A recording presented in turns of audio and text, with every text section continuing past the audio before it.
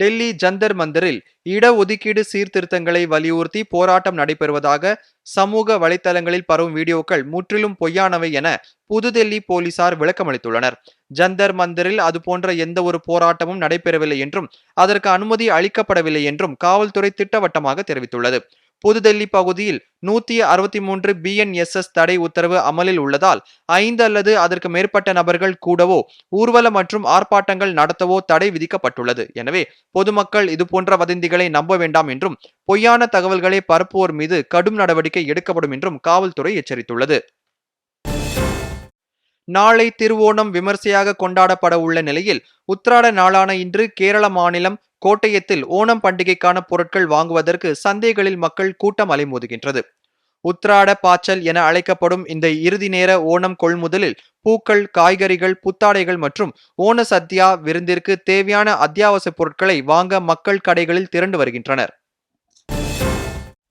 ஓணம் பண்டிகையின் முக்கிய தொடக்க நாளான உத்திராட நாளை முன்னிட்டு கேரள மாநிலம் கொச்சியில் உள்ள புகழ்பெற்ற திருக்காக்கரை வாமனமூர்த்தி கோவிலில் பாரம்பரிய சிறப்புமிக்க சண்டைமேளம் மற்றும் பிரம்மாண்ட ஓண சத்யா விருந்து வெகு விமர்சையாக நடைபெற்றது. ஓணம் பண்டிகையின் பிறப்பிடமாக கருதப்படும் இக்கோவிலில் உத்திராட நாளை முன்னிட்டு அதிகாலை முதலே ஆயிரக்கணக்கான பக்தர்கள் திரண்டு சுவாமி தரிசனம் செய்தனர். மேள தாளங்களின் அதிரடி முழக்கத்துடன் தொடங்கிய விழாவில் ஆயிரக்கணக்கான மக்களுக்கு பாரம்பரிய இலை விருந்தான ஓண சத்யா வழங்கப்பட்டு பண்டிகை உற்சாகம் களை கட்டியது. டெல்லியில் H1N1 வைரஸ் பாதிப்புகள் அதிகரித்து வரும் சூழலில் நோயாளிகளுக்கு தடையற்ற சிகிச்சை அளிப்பதற்காக டெல்லியின் லோக் நாயக் ஜெய்பிரகாஷ் மருத்துவமனை முழுவீச்சில் தயாராகி வருகின்றது. பரவலை கட்டுப்படுத்தவும் உடனடி தீவிர சிகிச்சை அளிக்கவும் சிறப்பு தனிமைப்படுத்தப்பட்ட வார்டு அமைக்கப்பட்டு முன்னெச்சரிக்கை நடவடிக்கைகள் தீவிரப்படுத்தப்பட்டுள்ளன. சாதாரண காய்ச்சல், இருமல் மற்றும் தொண்டை வலி போன்ற அறிகுறிகள் உள்ளவர்கள் உடனடியாக மருத்துவரை அணுகுமாறும் முகக்கவசம் அணிந்து பொது இடங்களுக்கு செல்லுமாறும் சுகாதாரத்துறை அறிவுறுத்தியுள்ளது.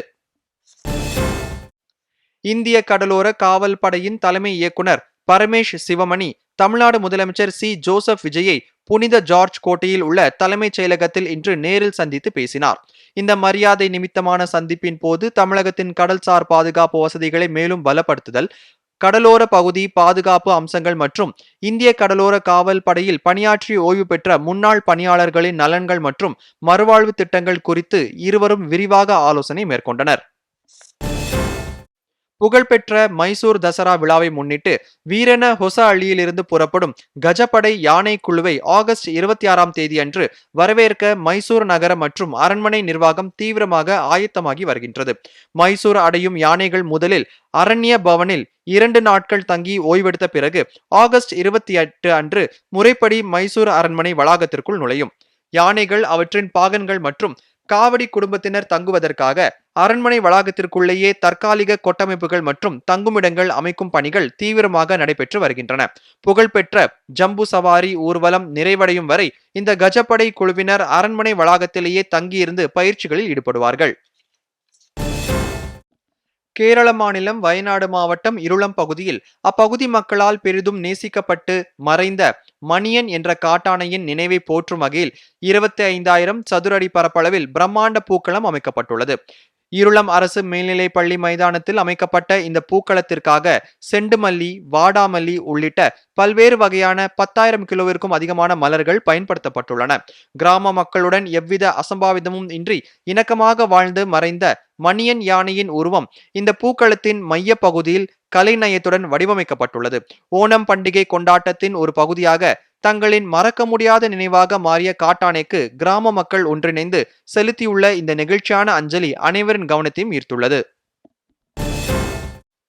ஜம்மு காஷ்மீரின் பாரமுல்லா மாவட்ட சோப்பூர் பகுதியில் பாதுகாப்பு படையினர் மேற்கொண்ட தீவிர தேடுதல் வேட்டையின் போது பயங்கரவாதிகளின் ஆயுதங்கள், வெடிப்பொருட்கள் மற்றும் மேம்படுத்தப்பட்ட வெடிப்பொருள் சாதனம் ஆகியவை கைப்பற்றப்பட்டுள்ளன. பயங்கரவாதிகள் ஊடுருவல் மற்றும் தாக்குதல் திட்டமிடுதல் குறித்த ரகசிய தகவலின் அடிப்படையில் இந்திய ராணுவம் மற்றும் ஜம்மு காஷ்மீர் காவல்துறை இணைந்து கூட்டு தேடல் நடவடிக்கையை மேற்கொண்டன. இச்சோதனையின் போது கண்டெடுக்கப்பட்ட IED வெடிப்பொருள் பாதுகாப்பாக செயலிழக்க செய்யப்பட்டதால் ஏற்படவிருந்த பெரும் அசம்பாவிதம் தவிர்க்கப்பட்டது. மேலும் அப்பகுதியில் பயங்கரவாதிகள் யாரேனும் பதுங்கியுள்ளனரா என்பதை கண்டறிய தேடுதல் நடவடிக்கை தொடர்ந்து தீவிரப்படுத்தப்பட்டுள்ளது.